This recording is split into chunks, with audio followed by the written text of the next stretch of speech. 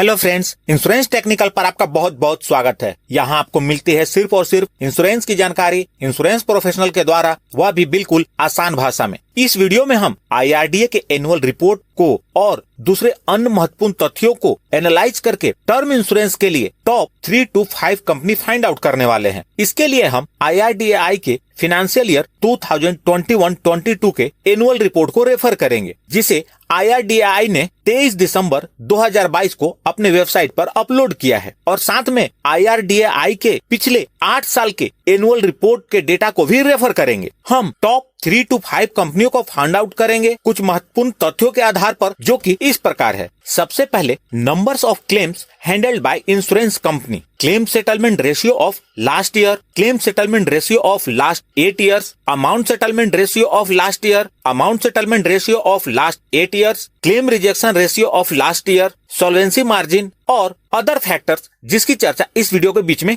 करता रहूंगा। दोस्तों, सबसे पहले बात आती है कि क्लेम सेटलमेंट रेशियो होता क्या है। तो सिंपली आप जान ले, इंश्योरेंस कंपनी के पास जो टोटल क्लेम्स होते हैं, उसमें से जितने परसेंट क्लेम को इंश्योरेंस कंपनी सेटल्ड करती है, उस परसेंटेज को क्लेम सेटलमेंट रेशियो कहते हैं। यदि किसी कंपनी के पास टोटल 100 क्लेम्स हैं और कंपनी ने 95 क्लेम सेटल्ड किया, तो कंपनी का क्लेम सेटलमेंट रेशियो हुआ 95%। बाकी 5 क्लेम का क्या हुआ, या रिजेक्ट हो गए या आज के डेट में भी पेंडिंग है, क्लेम सेटलमेंट रेशियो का इससे कोई लेना देना नहीं है। आप सभी इंश्योरेंस कंपनियों के क्लेम सेटलमेंट रेशियो को यहाँ देख सकते हैं और सभी इंश्योरेंस कंपनियों के पास लास्ट फाइनेंशियल ईयर में कितने क्लेम आए थे और कितने क्लेम उन्होंने सेटल किए, इसे आप स्क्रीन पर देख सकते हैं। अब यहाँ पर हम सिर्फ उन कंपनियों को देखेंगे जिन्होंने लास्ट ईयर 4000 से ज्यादा क्लेम हैंडल किए हैं, यानी कि जिनके पास 4000 से ज्यादा क्लेम आए थे। यहाँ पर हम उन कंपनियों को बाहर करेंगे जिनके पास 4000 से कम क्लेम आए थे। इसका मुख्य कारण यह है कि जिस कंपनी के पास ज्यादा क्लेम आए हैं, उन्होंने ज्यादा क्लेम हैंडल किए हैं। इससे उनके क्लेम को सेटल करने के स्ट्रेंथ का पता चलता है। यहाँ पर 10 कंपनियां ऐसी हैं जिनके पास लगभग 4000 से कम क्लेम आए थे, तो उनको अपनी लिस्ट से हम बाहर करेंगे। अब अपने पास 14 कंपनियां बचती हैं, जो कि इस प्रकार है। अब इन 14 कंपनियों में से उन कंपनियों को हम बाहर करेंगे जिनका claim settlement ratio last year 98% से कम है। यहाँ पर ICICI prudential, India first, PNB MetLife, SBI life और श्रीराम का क्लेम सेटलमेंट रेशियो 98% से कम है, तो इन्हें हम बाहर करेंगे। अब हमारे पास 9 कंपनियां बचती हैं। यदि सिर्फ इस ईयर के डेटा को देखें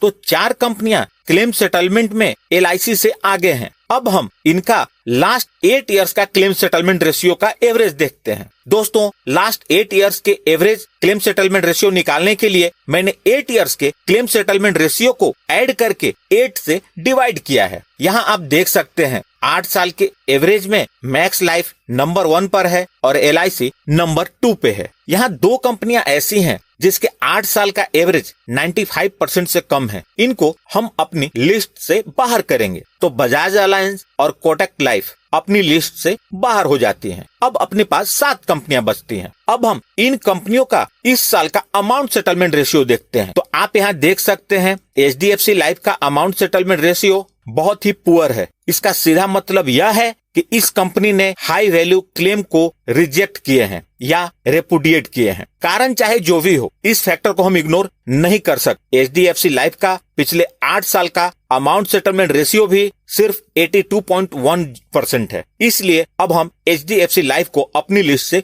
बाहर करेंगे। दोस्तों, अपनी लिस्ट में रिलायंस लाइफ एक ऐसी कंपनी है जिसकी पेरेंट कंपनी रिलायंस कैपिटल की फाइनेंशियल कंडीशन उतनी अच्छी नहीं है और इसकी फाइनेंशियल रीस्ट्रक्चरिंग पर लंबे समय से काम चल रहा है। तो फिलहाल इस कंपनी से नए लोगों को प्रोडक्ट परचेज करने की सलाह हम नहीं दे सकते, इसलिए हम इसे बाहर करेंगे। एक्साइड लाइफ काफी अच्छा कर रही थी, लेकिन यह कंपनी 2022 में HDFC के साथ मर्ज हो गई है, तो यह कंपनी ऑटोमेटिक अपनी लिस्ट से बाहर हो जाती है। अब हमारे पास 4 कंपनियां बचती हैं। हमारी रिकमेंडेशन यही रहेगी कि आप इन 4 कंपनियों से ही टर्म इंश्योरेंस की पॉलिसी लें। आइए अब हम इन कंपनियों का वर्तमान में प्रीमियम क्या है उसे देखते हैं। इसके लिए हम बीमा धारक की उम्र 35 वर्ष कंसीडर करते हैं, पॉलिसी पीरियड 30 वर्ष कंसीडर करते हैं और सम इंश्योर्ड 1 करोड़ कंसीडर करते हैं। तो नॉन स्मोकर का प्रीमियम क्या होगा इसे देखते हैं। तो आप यहाँ इन कंपनियों का प्रीमियम देख सकते हैं। LIC का प्रीमियम काफी ज्यादा है, तो आप इन 3 प्राइवेट कंपनियों को कंसीडर कर सकते हैं।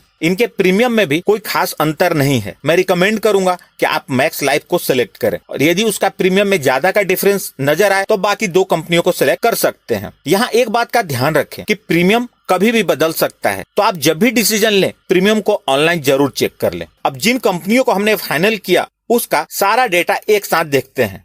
यहाँ पर मैंने claim settlement ratio, amount settlement ratio, claim rejection ratio, claim settlement ratio of last year और सॉल्वेंसी मार्जिन, इन सबको यहाँ पर एक साथ दे दिया है।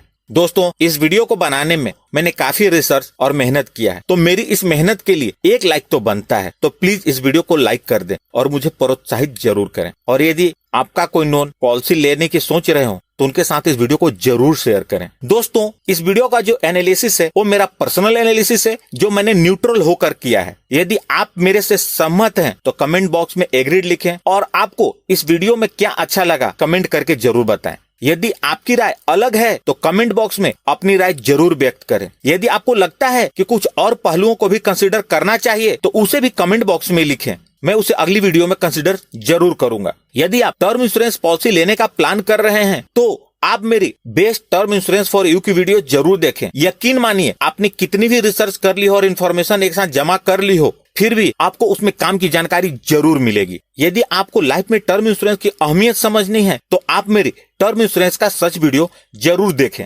यदि आपने इस चैनल को अभी तक सब्सक्राइब नहीं किया है तो कर लें और जुड़ जाए हमारे साथ इंश्योरेंस प्रोफेशनल से इंश्योरेंस की जानकारी के लिए, और साथ में बेल आइकन पर भी क्लिक करके ऑल सेलेक्ट कर ले, ताकि जब भी मैं न्यू वीडियो अपलोड करूं वह तुरंत आप तक पहुंच जाए। और अंत में अपना कीमती समय निकालकर इस वीडियो को देखने के लिए आपका बहुत बहुत धन्यवाद।